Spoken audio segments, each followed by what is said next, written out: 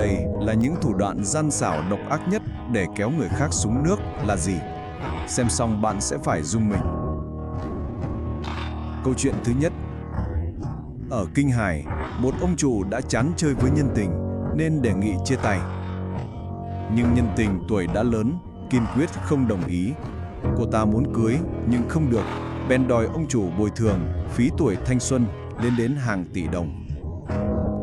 Hai bên thương lượng không thành, ông chủ nảy sinh ý định diệt khẩu. May thay, một người tâm phúc hiến kế. Hãy gửi cô ấy vào học ở một trường kinh doanh. Ở đó toàn là ông chủ giàu có. Nhất định cô ta sẽ đổi ý. Quả nhiên, sau khi vào trường, nhanh chóng có được nhiều đại gia săn đón. Lúc này, để lấy lại chút vốn liếng đã đầu tư, ông chủ thương lượng đòi cô ta phí giữ kín chuyện 1 tỷ đồng. Cô gái cay cú nhưng cũng đành chấp nhận. Chỉ chưa đầy 2 tháng, cô ta chủ động đề nghị chia tay với ông chủ.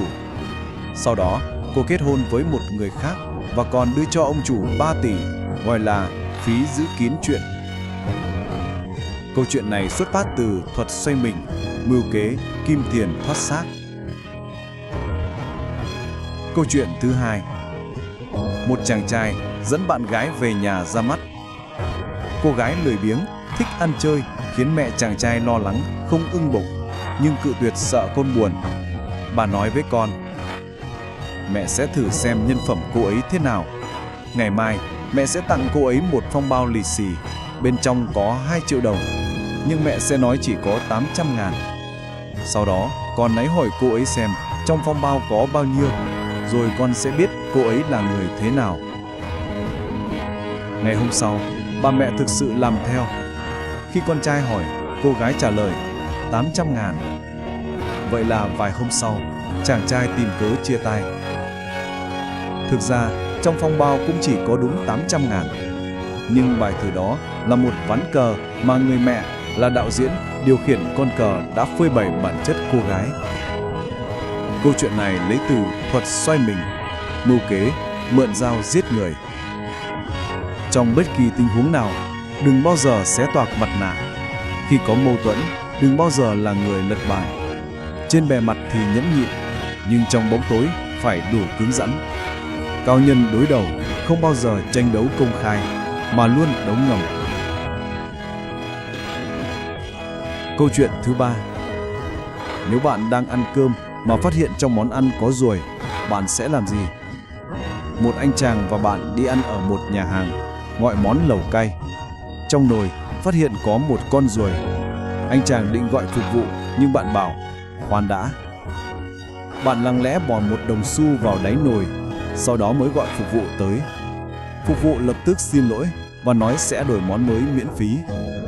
10 phút sau, món mới được mang lên.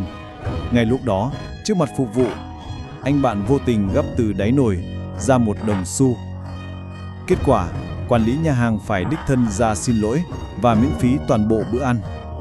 Câu chuyện này xuất phát từ thuật xoay mình, mưu kế, lấy kế trị kế. Anh ta hỏi bạn: sao cậu nghĩ ra được chiêu này? Bạn cười nói: nếu không có thủ đoạn xuất chúng, làm sao có thể sở hữu gia tài bạc triệu? Hãy luôn nhớ, giàu có nằm ở chiến thuật, không nằm ở sức lao động. Lợi nhuận đến từ cục diện, chứ không chỉ từ gốc rễ. Vì vậy, đừng chỉ cúi đầu làm việc, hãy ngẩng đầu nhìn đường. Người xưa có câu: xuống nước phải hiểu tính nước, đấu trí phải hiểu lòng người. Chỉ khi linh dương khoác áo giáp mới có thể tránh khỏi móng vuốt của bầy sói trong bóng tối. Người giỏi mưu lược sẽ chiếm thiên hạ, còn kẻ giỏi tính toán sẽ định đoạt cục diện. Trong đời, bạn sẽ gặp những người mặt cười nhưng lòng dao, những kẻ không bao giờ tấn công trực diện nhưng luôn có cách khiến bạn mất hết mà vẫn nghĩ là do mình tự nguyện. Họ có thể là đối thủ trong kinh doanh, họ có thể là bạn trong các mối quan hệ xã hội, và đôi khi họ xuất hiện ngay trong chính những vòng tròn thân cận của bạn. Nếu không hiểu các mưu lược thâm sâu, bạn sẽ luôn là con mồi. Bạn bị lợi dụng, bị gạt, bị thao túng mà không bao giờ biết mình đang bị điều khiển. Điều đáng sợ của những mưu lược này nằm ở sự vô hình. Bạn sẽ không thấy một cuộc đối đầu trực diện, không nghe những lời đe dọa, không thấy vũ khí.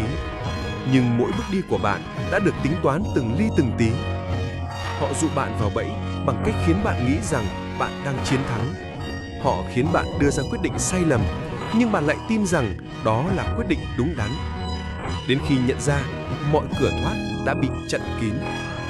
Đó chính là đỉnh cao của mưu lược, thắng mà không đánh, điều khiển số phận người khác chỉ bằng một vài nước cờ tinh vi